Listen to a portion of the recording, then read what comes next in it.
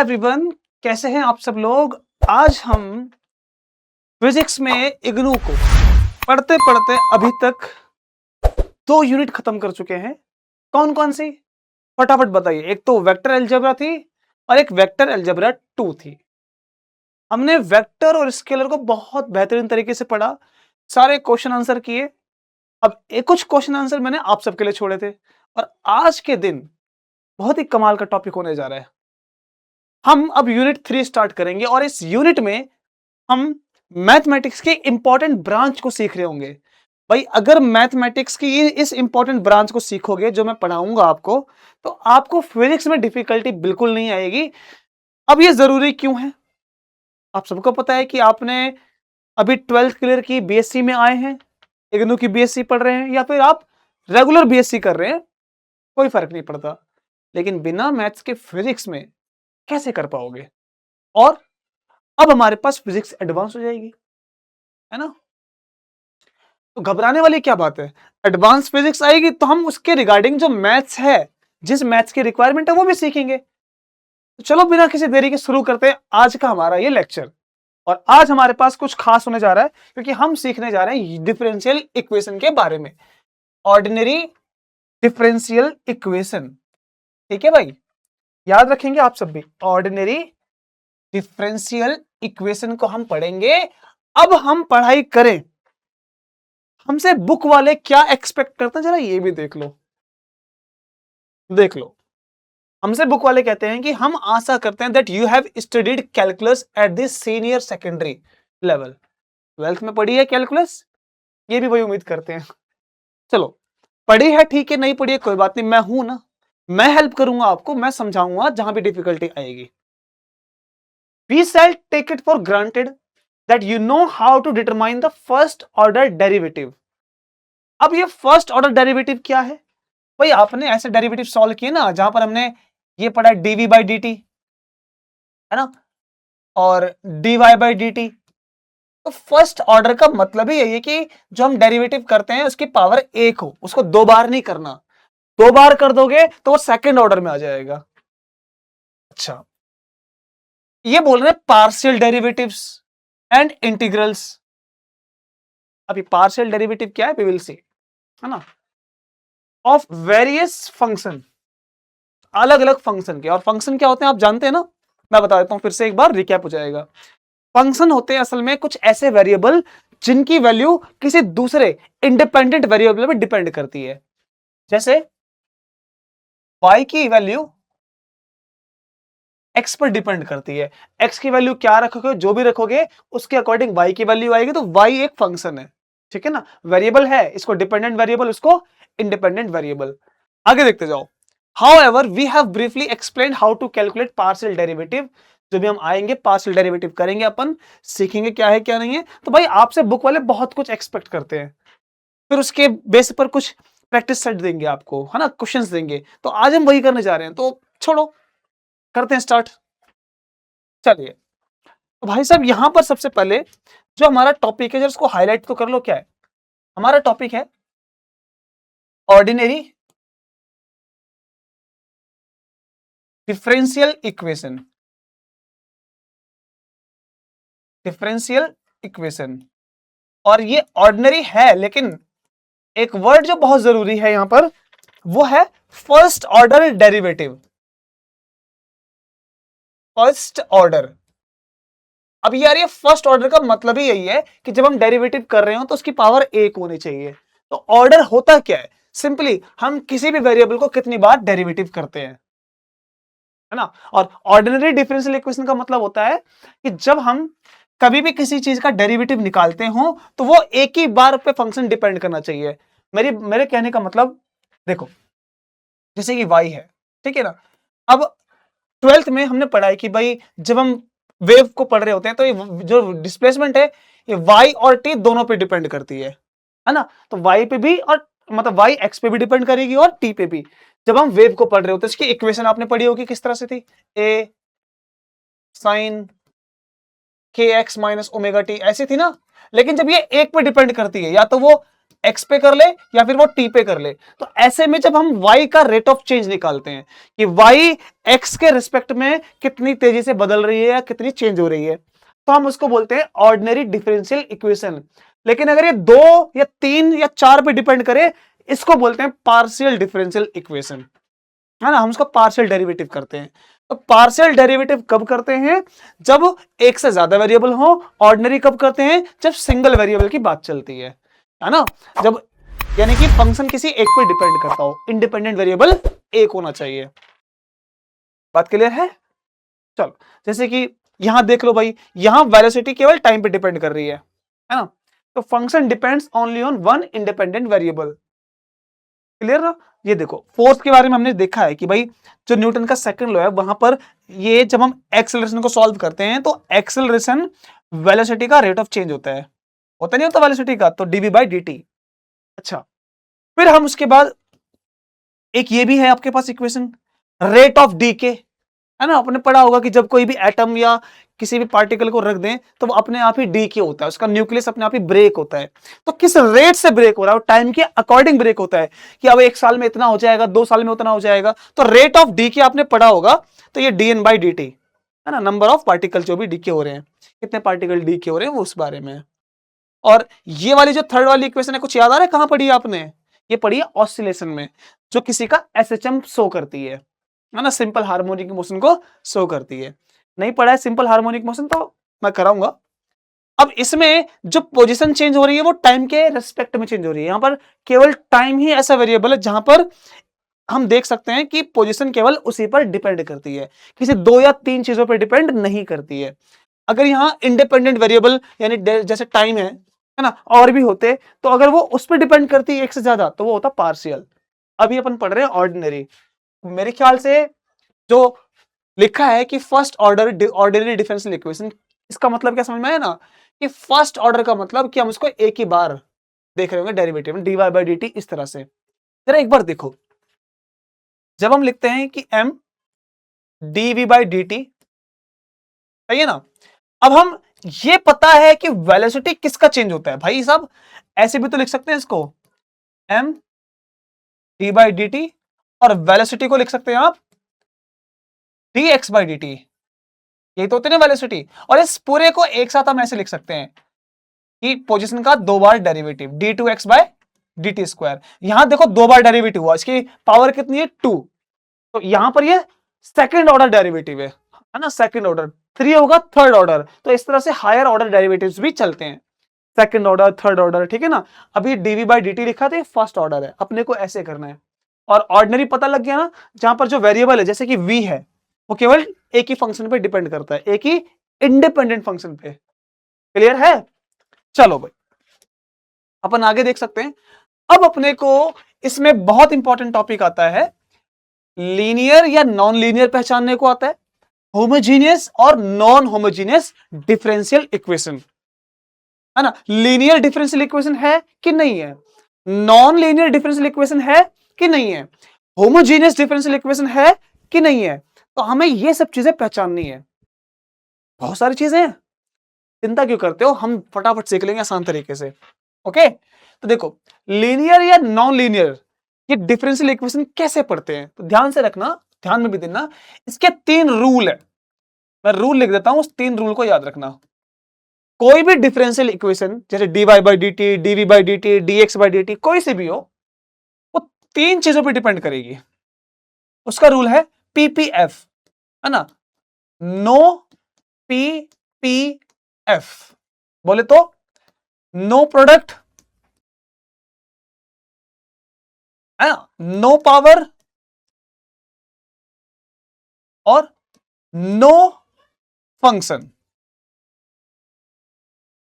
थोड़ा इनको मैं डिटेल में बताता हूं, फिर से समझिएगा ना। नो प्रोडक्ट का मतलब है कि जब हम वेरिएबल, वर्ड बहुत इंपॉर्टेंट है, जब हम वेरिएबल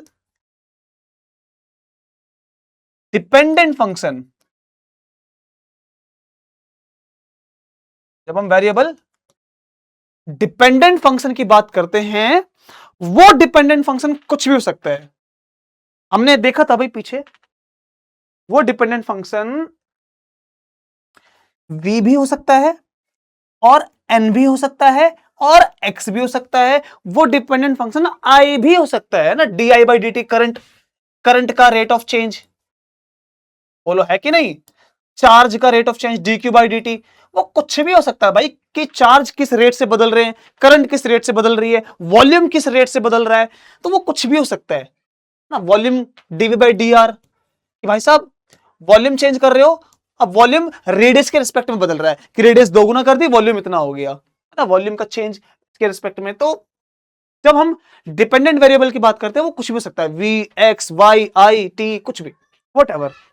तो अपन ये पढ़ रहे हैं कि भाई जो भी डिपेंडेंट फंक्शन है वो प्रोडक्ट में नहीं होना चाहिए। जैसे y को ले लो, y के साथ dv बाई dt बिल्कुल भी नहीं होना चाहिए, है ना, और ऐसे भी नहीं होना चाहिए कि dy by dt multiply dy by dt, यानी कि d2y बाई dt। मैं लिख देता हूं, दोबारा से बताता हूं, इसका स्क्वायर भी नहीं होना चाहिए भाई।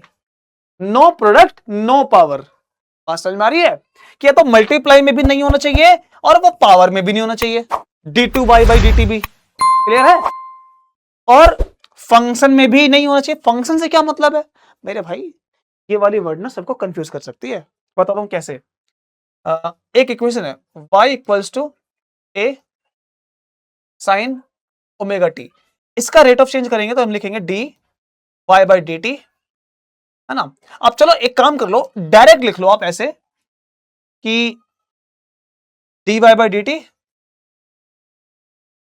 a साइन ओमेगा टी, क्या ये लीनियर है, तो हम सब बोलेंगे सर यहां तो फंक्शन आ गया, साइन आ गया, नहीं आ गया, साइन आया तो फंक्शन तो नहीं होना चाहिए, लेकिन फंक्शन तो है, क्या करें, क्या ये लीनियर है, फिर तो बोलेंगे सर देखिए आपके रूल के अकॉर्डिंग भाई ये प्रोडक्ट में नहीं होना चाहिए, अगर प्रोडक्ट में नहीं है तो वो लीनियर है, पावर में नहीं होना चाहिए, अगर पावर में नहीं है तो लीनियर है, अगर वो फंक्शन में भी नहीं है तो वो लीनियर, अगर फंक्शन में है तब वो कौन सी है, नॉन लीनियर, बात समझ रहे हैं, अगर वो फंक्शन में आ जाए तो वो नॉन लीनियर है। मेरे भाई यहां फंक्शन आ गया तो क्या ये नॉन लीनियर है, सुनो, स्टैंडर्ड मैथ्स के हिसाब से जो हम पढ़ते हैं, अब नई चीजें जो हमारी चल रही हैं, वहां पर ये बोला जाता है कि जो y है ना, y डिपेंडेंट वेरिएबल, सुनो एक बार फिर से, ये जो डिपेंडेंट वेरिएबल है ये फंक्शन में ट्रैप नहीं होना चाहिए, यहां पर साइन y नहीं होना चाहिए, इंडिपेंडेंट वेरिएबल आ सकता है भाई, यहां इंडिपेंडेंट वेरिएबल t है तो t यहां आ सकता है,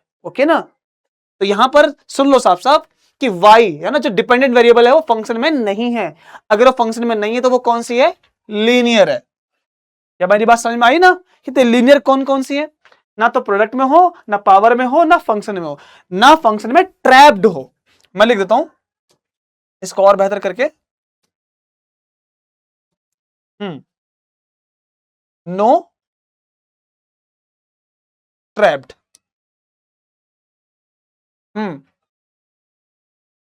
नो ट्रैप्ड इन फंक्शन, तो फंक्शन में नहीं आना चाहिए डिपेंडेंट वेरिएबल को, तो इंडिपेंडेंट आ सकता है लेकिन डिपेंडेंट नहीं लाना है, तब जाके वो क्या लाएगी हमारे पास, लीनियर। समझ में आई बात, अच्छा आ गई हो तो चलिए अपन आगे पढ़ सकते हैं फिर। आ जाओ जरा इस पार्ट पे आ जाओ, होमोजीनियस किसे कहते हैं, भाई साहब बहुत सिंपल बात है, होमोजीनियस में एग्जांपल के थ्रू समझ लो, आसान है, ठीक है ना। हमारे पास डिपेंडेंट वेरिएबल ना एक तरफ होने चाहिए, इंडिपेंडेंट एक तरफ होने चाहिए।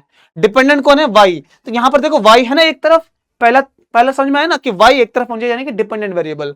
अब वाई की जगह जीरो रखे, देखो यहां पर जीरो रखोगे और यहां पर जीरो रखोगे, अगर दोनों में जीरो रखोगे तो आरएचएस पर जीरो आ रहा है कि नहीं आ रहा है, राइट हैंड पर भी जीरो आ रहा है, अगर राइट हैंड पर भी जीरो आ जाए तब ये होमोजीनियस है।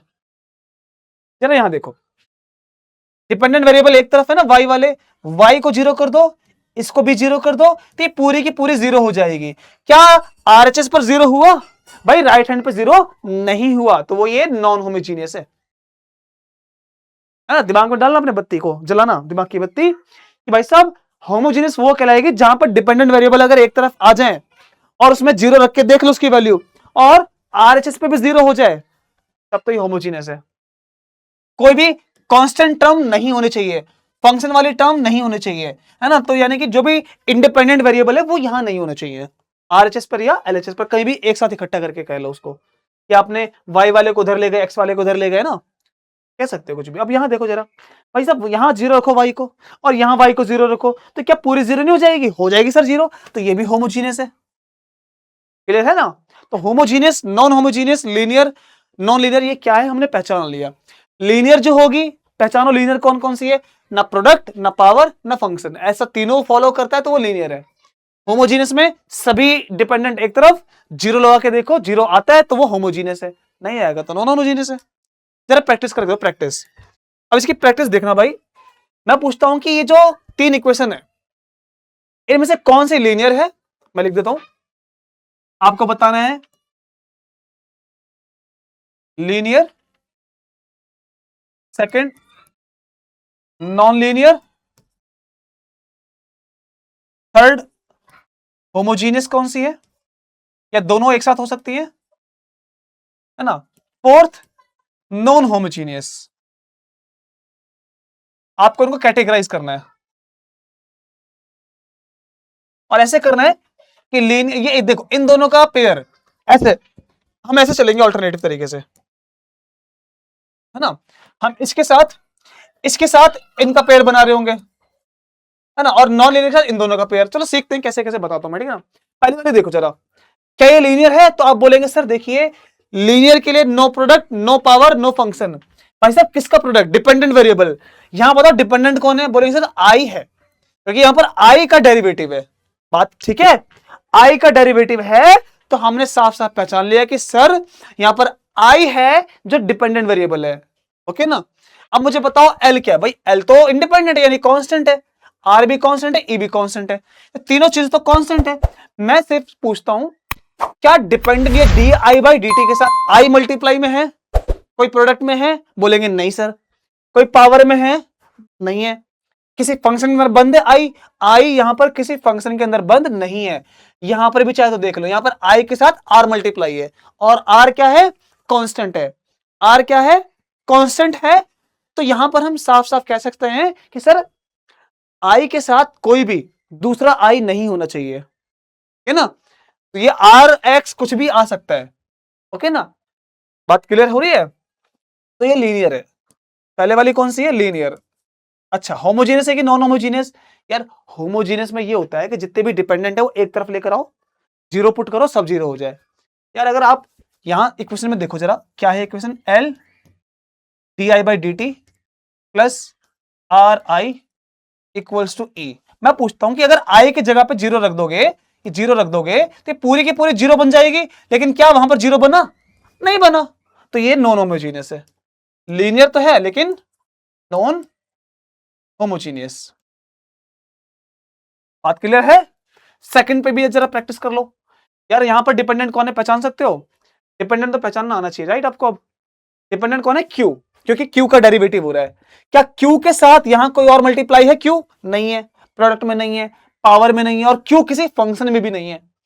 यहां पर बताओ क्यू के साथ आरसी लिखा है, और आरसी क्या है? कांस्टेंट, वो आ सकता है, वो आ सकता है। तो भाई साहब ये तो समझ में आ गया कि सेकंड वाले भी लीनियर है। अच्छा क्या ये होमोजीनियस है कि नॉन होमोजीनियस है? आप बोलेंगे सर क्यू की जगह जीरो रखो, यहां पर भी जीरो रखो तो पूरा जीरो हो जाएगा। क्या वहां जीरो हुआ? नहीं हुआ। तो ये नॉन होमोजीनियस है, नॉन होमोजीनियस, है ना। थर्ड वाली को देख लो जरा। थर्ड वाली में यार, थर्ड वाली में कौन है डिपेंडेंट वेरिएबल? सर वी है। यहां पर कौन है? वी है, और वी के साथ वी मल्टीप्लाई में है। समझ में आ गया भाई? प्रोडक्ट में है यानी कि नॉन लीनियर है। लिख दो फटाफट, ये कैसी है? Non linear. होमोजेनियस की नॉन होमोजेनियस? आप बोलेंगे सर होमोजेनियस में ऐसा होता है ना कि आप जब v की जगह जीरो रख दो तो पूरा जीरो हो जाए। अगर ये जीरो करोगे तो ये तो जीरो हो गया, लेकिन क्या वो जीरो हुआ? बिल्कुल भी नहीं। तो वो कैसी है? नॉन होमोजीनियस है ना। नॉन होमोजीनियस है और नॉन लीनियर है। क्या बात समझ में आती है सारी की सारी? अगर आ गई हो तो चलो आगे हम और प्रैक्टिस करते हैं और पढ़ाई करते हैं, क्योंकि हमें और भी करने क्वेश्चंस। जरा इसमें देख लो आप, हमें classify the following first order ordinary differential equation as linear और नॉन लीनियर। बस हमें ये बताना है कि लीनियर है कि नॉन लीनियर है ना। डिपेंडेंट वेरिएबल कौन है सर? v है, क्योंकि v का डेरिवेटिव हो रहा है। v के साथ कोई v मल्टीप्लाई में है सर? नहीं है। पावर में है? बिल्कुल नहीं है। और v किसी साइन कॉस के फंक्शन में नहीं है। अच्छा यहां देखो, यहां पर भी v है ना? क्या v के साथ कोई v मल्टीप्लाई में नहीं है? क्या कोई इसके पावर में है? नहीं है। कोई फंक्शन में है? नहीं है। ये जो t है ना, ये बता रहा है कि v वेरिएबल डिपेंडेंट है। v कैसा है? फंक्शन है जो कि डिपेंड कर रहा है t पर, लेकिन इसके साथ कोई ना पावर में है, ना प्रोडक्ट में है, ना किसी फंक्शन के अंदर है ना? वो तो ये बता रहा है कि बस इंफॉर्मेशन की v t पर डिपेंड करता है, और हमें पता ही है ना? तो ये लीनियर तो आ गई भाई, क्योंकि ना पावर में ना प्रोडक्ट में है, लीनियर है। क्लियर है? इसको बता दो सर, यहां कौन है? यहां पर आई है, आई। क्या आई के साथ कोई आई मल्टीप्लाई में है? बिल्कुल नहीं है। यहां पर भी नहीं है, ना पावर में है, ना आई किसी फंक्शन में है। फंक्शन तो मौजूद है, लेकिन आई यहां पर नहीं है। मैं लिख के देखो, यहां पर L D I by D T लिखा हुआ है, प्लस आर आई लिखा हुआ है, और लिखा हुआ है ई साइन ओमेगा टी। क्लियर ना? बुक्स में मिस्टेक्स हैं कुछ, उसको थोड़ा समझना। यहां पर आई किसी के साथ मल्टीप्लाई में नहीं है, यहां पर भी नहीं है, ना पावर में ना फंक्शन में। यहां फंक्शन अलग से है, लेकिन इसमें ओमेगा टी में आई है कहीं पर? बिल्कुल भी नहीं है। तो आई नहीं है, यानी फंक्शन में नहीं है, पावर में नहीं है, प्रोडक्ट में नहीं, तो ये लीनियर है। हमें बस नो चेक करने, नो नो। यहां पर बताओ भाई साहब, यहां दिख ही रहा है साफ साफ कि जो वाई डैश है मेरे साथी, ये वाई डैश को हम D Y by D T भी लिखते हैं, ठीक है? और वाई डबल डैश को D two Y by D T square लिखते हैं। ये बात याद रहेगी ना आपको? तो देखो जरा, क्या जो ये लिखी हुई है, मैं इसको यहां लिख के दिखाता हूं आपको ना। D Y by D T लिखा है, plus D Y by D T का स्क्वायर है, डबल डेरिवेटिव नहीं है, सिंगल है, ठीक है ना? इक्वल्स टू 0 है। अब देखिए, यहां पर कोई y मल्टीप्लाई में है इसके? आप बोलेंगे सर नहीं है। यहां पर भी कोई y मल्टीप्लाई में नहीं है, नहीं है, तो प्रोडक्ट में तो नहीं है। लेकिन यहां पर पावर में है भाई, ये नो वाला फॉलो नहीं कर रहा, पावर में ये है, तो ये नॉन लीनियर है, नॉन लीनियर। मेरे को लगता है, उम्मीद करता हूं मैं कि भाई linear, non linear, homogeneous, non homogeneous, है ना, first order, ordinary differential equation, ये सारे टर्म समझ में आ गए होंगे आपको। अगर आ गए हो तो हम अब आगे की प्रैक्टिस अपनी ले जा सकते हैं इस चैप्टर को आगे बढ़ाते हुए। चैप्टर इसी तरह से स्मूथली खत्म होगा बिना किसी टेंशन के, ठीक है? बस बने रहो हमारे साथ, और कोई भी डाउट है कमेंट में जरूर बताओ, ठीक है ना? चैप्टर नंबर 3 का पार्ट 2 करने जा रहे हैं, और बिना किसी देरी के आज मजेदार तरीके से जो मैथ्स इसमें बची है उसको सीखते हैं, स्टार्ट करते हैं।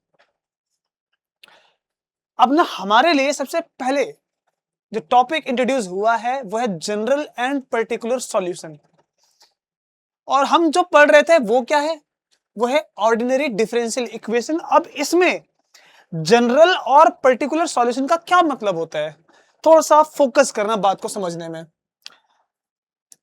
देखो, जब हम जनरल सॉल्यूशन की बात कर रहे होते हैं, तो कोई भी इंटीग्रेशन जब हम सॉल्व करें, लेट्स बी से कि अगर हमें इसको इंटीग्रेट करना है, ठीक है ना, तो इसका आंसर जो है वो क्या आएगा? एक्स स्क्वायर बाय 2 प्लस में एक कांस्टेंट, ये कांस्टेंट होता है, ये बात सबको पता है। तो किसी भी जनरल सॉल्यूशन में ये कांस्टेंट हमें दिया होता है भाई। यहां पर कांस्टेंट दिया होने का मतलब है कि ये सी ही रहेगा, इसकी कोई पर्टिकुलर वैल्यू नहीं आएगी। और ये भी याद रखना है कि जो डिफरेंशियल इक्वेशन जितने ज्यादा ऑर्डर की होगी, उतने ही ज्यादा ये कांस्टेंट वहां पर आएंगे। लेकिन अगर हम पर्टिकुलर सॉल्यूशन की बात कर लें, पर्टिकुलर सॉल्यूशन, तो इसमें क्या होता है, इसको देखो। जैसे अब यही इक्वेशन जो हमने अभी सॉल्व की है, ये है y equals x square bye 2 plus में c, ये आया है ना? अब पर्टिकुलर में एक खास चीज ये होती है कि हमें ऑलरेडी वो y और x की वैल्यू दे देगा इनिशियल, और बोलेगा कि चलो अब इक्वेशन फाइंड करो। जैसे वो बोल देगा कि y इक्वल्स टू 2 है जब x इक्वल्स टू 0 है, अब अगर ऐसा है तो भाई जरा वैल्यू रखो, ये 2 हो जाएगा, वो 0 हो जाएगा, केवल c बचेगा। तो c की वैल्यू कितनी आ गई? 2। तो पर्टिकुलर सॉल्यूशन में हम इस कांस्टेंट की वैल्यू फाइंड कर सकते हैं और उसके बाद इक्वेशन को ऐसे लिख सकते हैं, इस तरह से। तो ये हो गया पर्टिकुलर सॉल्यूशन और ये हो गया इसका जनरल सॉल्यूशन। ये बात समझ में आ गई ना? चलो आगे बढ़ते हैं। अच्छा, अब है इनिशियल वैल्यू प्रॉब्लम और बाउंड्री प्रॉब्लम। अब इनिशियल वैल्यू प्रॉब्लम से आप क्या समझते हैं? तो सुनो बात ध्यान से। अगर एक बॉल को मैं थ्रो करता हूं, सपोज कि ये एक बॉल है जिसको मैं ऊपर की तरफ फेंकता हूं, ठीक है, और मैंने स्टार्टिंग में बता दिया कि ये किस पोजीशन से फेंकी गई है। किसी बिल्डिंग के ऊपर से ये फेंकी गई है। मैंने उसकी पोजीशन आपको दे दी, इसकी इनिशियल वैल्यू दे दी मैंने, इनिशियल वेलोसिटी। तो अगर ये मेरे पास इनिशियली कंडीशन गिवन है तो मैं इसकी मैक्सिमम हाइट बता सकता हूं कि मैक्सिमम हाइट कहां तक पहुंचेगा, ये टाइम कितना लेगा, ये ग्राउंड पे आने पे टाइम कितना लेगा, या ये उसी पोजीशन पर आने पे कितना टाइम लेगा। तो इनिशियल वैल्यू प्रॉब्लम में यही होता है कि हमें इनिशियल वाली सारी कंडीशन दे दी होती है, फिर हमें जो आगे की वैल्यू फाइंड करनी होती है हम उसको फाइंड कर सकते हैं। लेकिन जब बाउंड्री वैल्यू प्रॉब्लम की बात करते हैं तो वहां पर मिड का पार्ट, मिड का पोर्शन गिवन होता है। जैसे फॉर एग्जाम्पल मान के चलो कि अगर एक रोप है इन केस, ठीक है ना, इस तरह से हम इसको स्विंग कर रहे हैं, ऐसे हम जो जोर से मारा तो रोप में ऐसे एक वेव बनेगी। हम जैसे रस्सा कभी खेलते हैं बचपन में ना, ऐसे करके घुमाते हैं रस्सी को, तो वो ऐसे करके एक बनाएगी वेव, ठीक है ना, वो ऐसे ऊपर नीचे ऐसे करके बनाएगी। अब बाउंड्री वैल्यू प्रॉब्लम है ना, उसकी बाउंड्री यानी कि हम इसकी एक मिड की पोजीशन को यहां डिस्क्राइब कर देते हैं कि देखो इनिशियल में इनिशियल की कंडीशन दी है, लेकिन बाउंड्री वैल्यू प्रॉब्लम में हमने इसकी मिड की कंडीशन, बीच की प्रॉब्लम को बताया कि इसकी वैल्यू कितनी है। हमने बता दिया कि इसकी वैल्यू यहां पर 0 है, कहां पर? कुछ डिस्टेंस पर, ठीक है ना। तो ऐसे में हम फिर इसकी इस कंडीशन को और इस कंडीशन को फाइंड कर सकते हैं या करते हैं। तो बाउंड्री वैल्यू प्रॉब्लम में यही होता है कि मिड की कंडीशन गिवन है। जैसे कि अगर एक रॉड को गर्म कर रहे हैं, है ना, तो उसके स्टार्टिंग में हमने 100 डिग्री सेल्सियस टेम्परेचर बढ़ाया है, एक तरफ हमने यहाँ पर रॉड से कनेक्ट करके एक पानी को रखा हुआ है, बर्फ को रखा है, तो मिड में टेम्परेचर कितना है हमें ये इंफॉर्मेशन दी होती है। बात समझ में आ रही है ना? तो वो बाउंड्री वैल्यू प्रॉब्लम में आता है। और इनिशियल वैल्यू प्रॉब्लम में हमें इनिशियल कंडीशन दी होती है। चलो अब थोड़ा सा आगे और चीजों सीखो। अब मेथड ऑफ सेपरेबल वेरिएबल, ये जो इंटीग्रेशन का तरीका है डिफरेंशियल इक्वेशन में जब हम सॉल्व करते हैं, जब डिफरेंशियल इक्वेशन सॉल्व की जाती है उस टाइम पर, फिर से जब हम डिफरेंशियल इक्वेशन सॉल्व करेंगे उस समय हमसे बोलेगा कि आप इसको सॉल्व करो। कैसे करो? हमारे पास अलग अलग मेथड है, मेथड ऑफ सब्स्टिट्यूशन है, मेथड ऑफ सेपरेशन वेरिएबल है, तो ये हम मेथड सीखने जा रहे हैं। जैसे मान के चलो कि अगर मुझे एक कंडीशन दी हो, मैंने कहा y + 1 dy/dx = x या x², तो यहां पर हम इसको सॉल्व करेंगे। कैसे करेंगे? तो सुनो, ये जो सेपरेबल वेरिएबल है इसका मतलब है कि x वाले को x के साथ अलग कर लो, y वाले को y के साथ।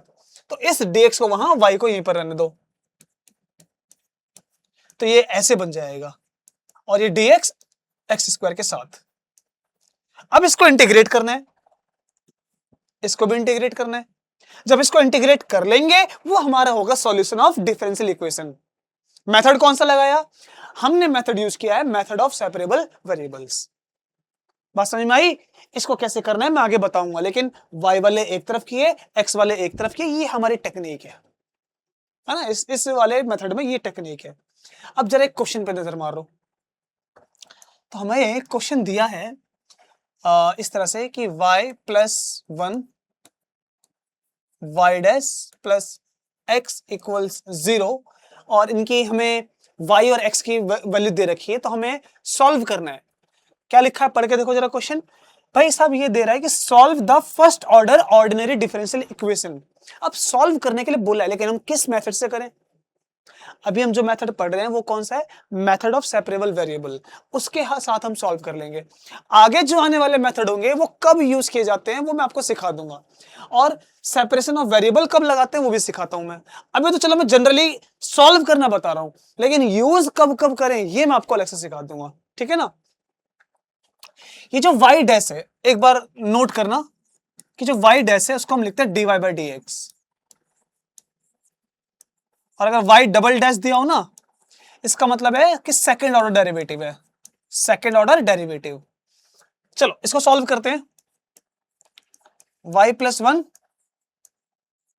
D Y by D X, X को अलग कर लेंगे तो माइनस एक्स हो जाएगा, और ये लिखेंगे y plus one D Y equals to minus X D X. ये अभी सॉल्व नहीं किया, अभी इंटीग्रेट करना है अपने को। पीछे तो मैंने बस एक एग्जांपल लिया था थोड़ा सा, चलो इंटीग्रेट करते हैं यहां पर हम। सो लेट्स वी डू इसको इंटीग्रेट करेंगे तो क्या होगा भाई, y के साथ डिवाइड करेंगे तो ये आ जाएगा Y square by two, plus one को डिवाइड से करेंगे ये बचेगा y, ठीक है।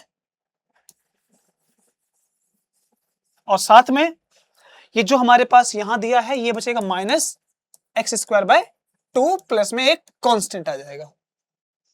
अब इस कांस्टेंट की वैल्यू अपने को y से निकालनी जो इनिशियल वैल्यू दी गई है। नाउ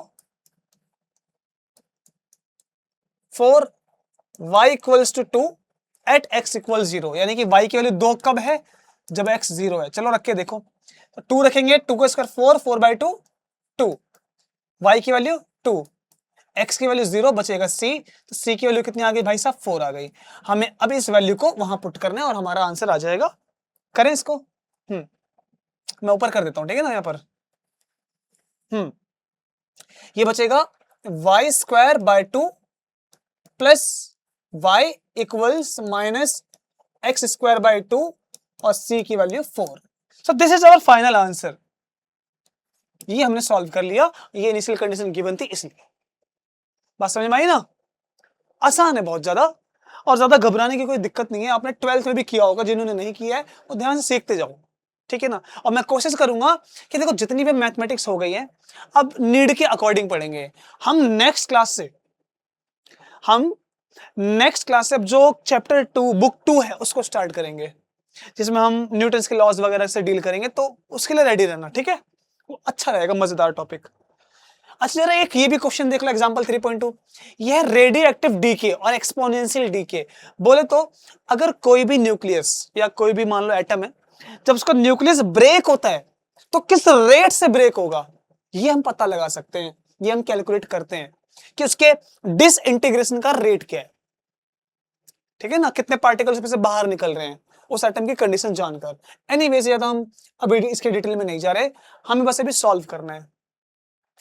तो हमें सॉल्व करने के लिए दिया है D of N by D T equals to minus lambda N, और जो एन है वो टी पे डिपेंड करता है, ठीक है ना। डिपेंड करता है यानी कि हम इसको लिख सकते हैं, कांस्टेंट नहीं है एन, तो डी टी उधर जाएगा, ये आ जाएगा एन, ये जो एन है वो डिवाइड में आ जाएगा, और डी टी उधर आ जाएगा माइनस लैम्डा डी टी।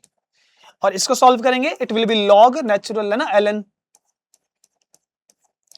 और वो बचेगा माइनस लैम्डा, इंटीग्रेट अगर करते हैं तो let's minus lambda T plus में लॉग सी, सी के साथ है ना कांस्टेंट, आप इसको सी लिखो चाहे लॉग सी, एक ही बात है, उसकी कोई दिक्कत नहीं है। तो ये आ गया हमारा सॉल्यूशन, लेकिन इसको हमें एक्सपोनेंशियल फॉर्म में दिखलाना है, तो इसको कर सकते हैं अपन सॉल्व। कैसे, हम इसमें एक्सपोनेंट कर लेंगे, एक्सपोनेंशियल ले लेंगे। तो एक्सपोनेंशियल लेते वक्त अगर आपने सीखा हो तो ठीक है, नहीं तो मैं बता देता हूं, लॉग हट जाता है, तो ये बचेगा n इक्वल्स टू, ये आ जाएगा e की power minus lambda T dot, इसमें से भी हट जाएगा क्योंकि जब हम लॉग कर रहे हैं यहां पर लॉग यूज किया है तो वो मल्टीप्लाई में आ जाएगा, दैट विल बी c। आपको लॉग की प्रॉपर्टी पता होगी ना कि जब कोई चीज ऐसे प्लस में तो वो मल्टीप्लाई में आ सकती है, राइट। तो ये हमारा एक्सपोनेंशियल फैक्टर आ चुका है कि कोई भी पार्टिकल के जो नंबर है वो इस तरह से डी के होंगे। अब इसका फैक्टर कितना आएगा वो डिपेंड करता है कि वो किस तरह का न्यूक्लियस है, कैसा है, वो बात की बात है। अभी तो अपने को सॉल्व करना सीखना है। ये बात समझ में आई है जो यहां तक की है, आगे बढ़ते हैं अपन। अरे ये देखो भाई, बहुत मजेदार क्वेश्चन है, बहुत अच्छा क्वेश्चन है। अगर इस क्वेश्चन को आप कर रहे हो तो मजा आ जाएगा। कैसे आएगा देखो, अब इसमें जैसे दिया हुआ है कि a particle falling under the force of gravity. अब जब एक पार्टिकल को ग्रेविटी के अंडर फॉल करते हैं तो हमने पढ़ा है टर्मिनल वेलोसिटी कि कुछ टाइम के बाद उसमें टर्मिनल वेलोसिटी अचीव हो जाती है। पता है एक इंपॉर्टेंट फैक्टर क्या है? फिजिक्स पढ़ रहे हैं तो जिनको पता है ठीक है, नहीं पता मैं बता देता हूं कि अगर किन्हीं भी दो ऑब्जेक्ट को हम अगर ड्रॉप करेंगे, लेट मी जस्ट टेक, मान के चलो कि ये, अगर मैं यहां से इसको ड्रॉप करूं तो मैं साफ साफ एक बात जानता हूं कि सर ये दोनों के दोनों सेम रेट से नीचे आ जाएंगे, आएंगे। अब हल्का और भारी से फर्क ही नहीं पड़ा, लेकिन सच बताऊं आपको तो फर्क ये पड़ता है कि हल्का कौन है और भारी कौन है। और ये फर्क इसलिए पड़ रहा है क्योंकि हम इसको किसी मीडियम में गिरा रहे हैं, पानी में गिराते हैं या हवा में गिराते हैं, तो हवा के जो पार्टिकल्स हैं इन पे एक अपवर्ड फोर्स लगाते हैं। तो कुछ टाइम के बाद जो हल्का वाला है ना, उसकी जो ग्रेविटी की वजह से स्पीड बढ़ रही है वो बढ़ना खत्म हो जाती है। फिर से टर्मिनल वेलोसिटी कैसे समझते हैं हम? जब एक पार्टिकल को छोड़ा तो जो एयर के मॉलिक्यूल्स है वो उसको ऊपर की तरफ दबाते हैं, तो जो ऊपर की तरफ दबा रहे हैं तो कुछ टाइम के बाद जो नीचे फोर्स लग रही है और ऊपर फोर्स लग रही है दोनों बैलेंस हो जाती हैं, और पार्टिकल की स्पीड का बढ़ना ग्रेविटी की वजह से जो बढ़ रही थी ना, फिर से ग्रेविटी की वजह से जो स्पीड बढ़ रही थी वो बढ़ना बंद हो जाता है, टर्मिनेट हो जाती है। तो उस टाइम पर वो कांस्टेंट स्पीड से गिरता है, 5 की स्पीड से, 5 की स्पीड से, 5 की स्पीड से, तो वो वेलोसिटी टर्मिनल वेलोसिटी है। कौन सी है? Terminal velocity.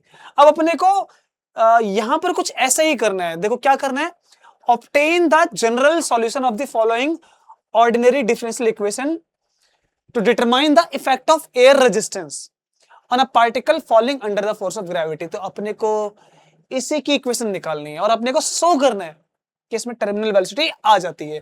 बोला कहीं नहीं है, लेकिन अगर आपने कॉन्सेप्ट पढ़ा हो कि एयर रेजिस्टेंस का इफेक्ट क्या पड़ता है मोशन पर, तो ये चीज है टर्मिनल वेलोसिटी। करते हैं solve. M DV by D T equals M G minus K, और वेलोसिटी के साथ टाइम का फंक्शन, यानी कि वेलोसिटी टाइम पर डिपेंड कर रही है। मास से डिवाइड कर लेते हैं दोनों तरफ, तो ये बचेगा डीवी बाई डी टी, ये बचेगा जी, वो बचेगा minus K by M V. तो v को एक तरफ लेकर आते हैं, dt को एक तरफ। वैसे देखा है तो सारा का सारा एक ही तरफ आ जाएगा। So this will be dv divide g minus k by M V equals to dt, एक तरफ आ जाएगा। सही है ना? अब देखो जो फैक्टर हमें यहां मिला है, ध्यान से सुनना, हाँ, जो ये फैक्टर हमें मिला है इसको हम सॉल्व करने के लिए इंटीग्रेशन का जो रूल है 12th में पढ़ा है वो यूज करेंगे अपन, और यहां करेंगे हम यूज इसमें सब्स्टिट्यूशन मेथड लगाते हैं। ठीक है ना? तो वी विल सपोज कि लेट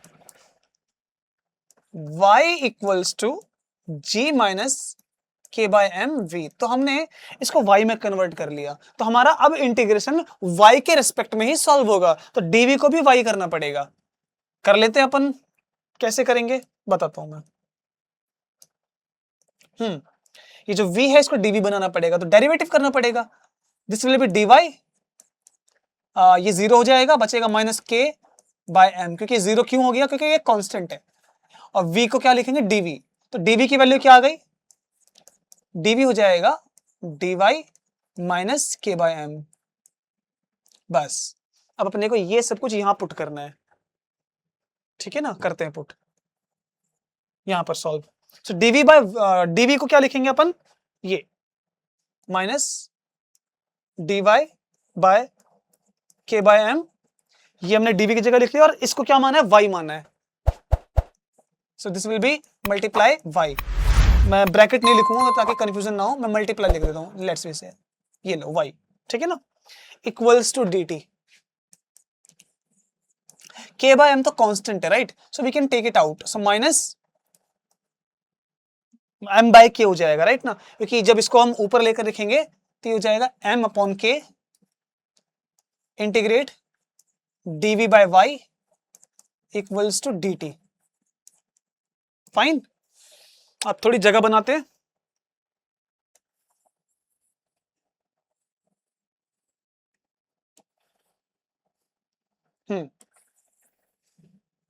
ठीक है ना? जगह बन गई यहां पर। अब यहां पर हम सॉल्व कर सकते हैं। So minus M by K as it is, dy by Y log Y equals dt को हम लिख सकते हैं t, सही है ना। और हम अगर y की इसको सॉल्व करने के लिए हम एक काम करते हैं, y को यहां रख देते हैं और उसको उधर भेजेंगे तो यह जाएगा minus K by M T. y की वैल्यू क्या है, ये रही, इसको हमें रखना पड़ेगा। So it will be g minus K by M v equals minus K by M T, सही है ना भाई। अब v निकालना है अपने को, थोड़ी सी और इसमें स्पेस बनाते हैं।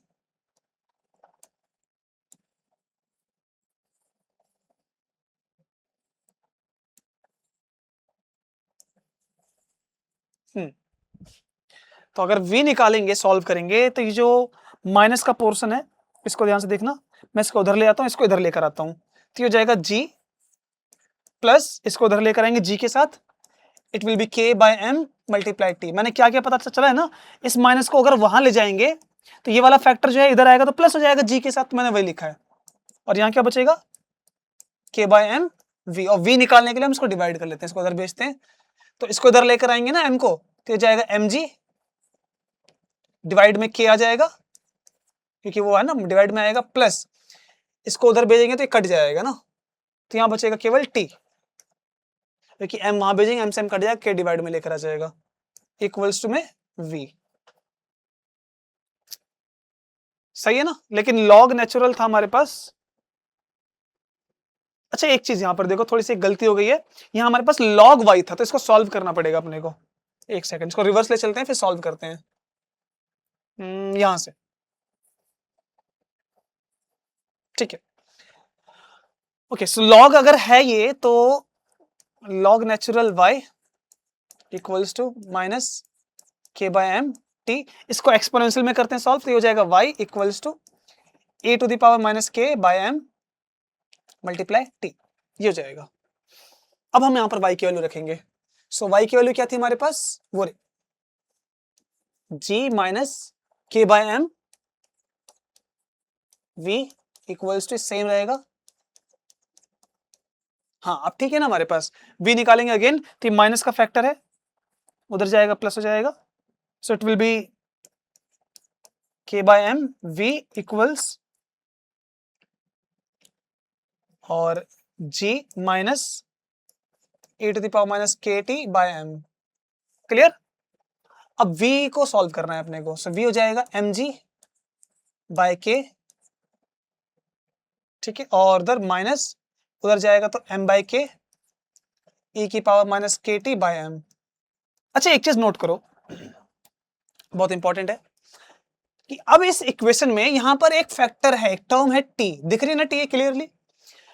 अगर एक्सपोनेंशियल में अगर हम बात करें कि एक ऑब्जेक्ट को हमने ड्रॉप किया, टाइम बीत रहा है, 1 सेकंड 2 सेकंड 3 सेकंड 4 सेकंड, तो जैसे जैसे टाइम बीत रहा है टाइम बढ़ता जा रहा है। जब एक्सपोनेंट में जो पावर है अगर वो बढ़ती जाती है, कंटिन्यू बढ़ती जाती है, तो वो t से अगर वो टेंड्स टू इन्फिनाइट होने लगती है, यानी कि बहुत ज्यादा वैल्यू बढ़ जाती है, तो ये पूरा फैक्टर जीरो हो जाता है।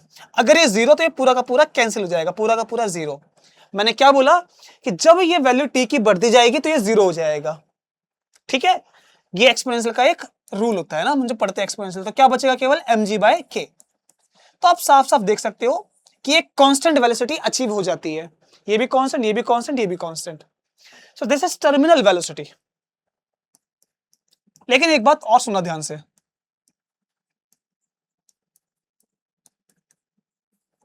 हमने बात करी कि जब टाइम बढ़ता जाता है कंटिन्यू, यही तो होता है टर्मिनल वेलोसिटी का कॉन्सेप्ट। जब दो ऑब्जेक्ट हल्का और भारी स्टार्टिंग में छोड़ेंगे ना, स्टार्टिंग में जब ड्रॉप करेंगे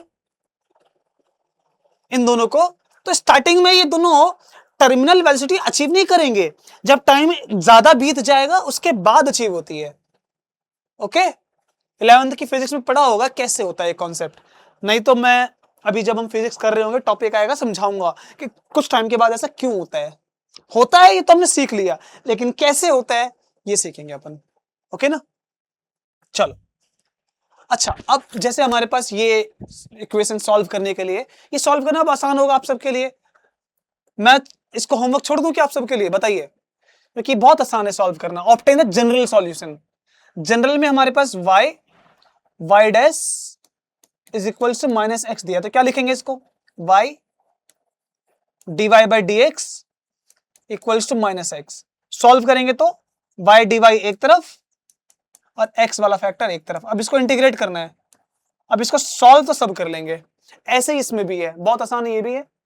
हमें पर्टिकुलर सॉल्यूशन के लिए y की वैल्यू दे रखी है 3 और x की वैल्यू 0, ये x की वैल्यू है, ठीक है ना। जब x की वैल्यू 0 है तो y 3 है, तो ये आप सॉल्व कर लेंगे खुद से। सेकंड वाला ए वाला भी यहां से आगे कर लेंगे आप, ठीक है ना। चलिए मिलते हैं अब अगली क्लास में नए बुक के साथ, नई बुक में जो हम चैप्टर स्टार्ट करेंगे न्यूटन्स लॉज, क्योंकि अभी मैथमेटिक्स हमने काफी सीख ली। अब जो आगे इसमें और भी मेथड थे, अगर वो सीखने हैं तो बताना, अदरवाइज मैं नीड पढ़ने पे सिखा दूंगा। अगर आपको लाइन से सीखना है तो मैसेज कर दो, कमेंट डाल देना, बता देंगे, ठीक है ना। मिलते हैं अगली क्लास में।